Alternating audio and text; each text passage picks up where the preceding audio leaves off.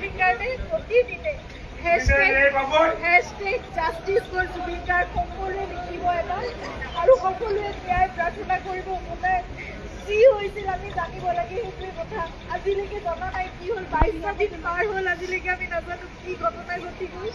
কিন্তু আপোনালোকে সকলোৱে লিখিব, আপোনালোকৰ ছ'চিয়েল মিডিয়া আছে, এখন যুদ্ধৰ আমাৰ সকলোৰে এখন হাতত প্লেটফৰ্ম আছে। সকলোৱে প্ৰাৰ্থনা কৰাৰ লগতে আপোনালোকে জাষ্টিছ বিচাৰিব লাগিব। ন্যায়ৰ কাৰণে আমি খুব ধৈৰ্যৰে আমি অপেক্ষা কৰি আছোঁ, কিন্তু সেই ন্যায় আমি পাব লাগিব। সেইকাৰণে সেই যুঁজখনত আমি সদায় ব্ৰতী হৈ থাকিব লাগিব। আপোনালোকক প্ৰাৰ্থনা জনাইছোঁ, হেশটেগ জাষ্টিছ ফৰ জুবিন গাৰ্গ সদায় লিখিব, আপোনালোকে সদায় লিখিব, সদায় দাবী কৰিব, সদায় অনুৰোধ কৰিব, সদায় প্ৰাৰ্থনা কৰিব। কিন্তু আমি কোনো মানে অশান্তি বিচৰা নাই, শান্তিপূৰ্ণভাৱে যাতে ন্যায় ব্যৱস্থা আমাক সেইখিনি ন্যায় দিয়ে, সেয়াই প্ৰাৰ্থনা কৰিছোঁ।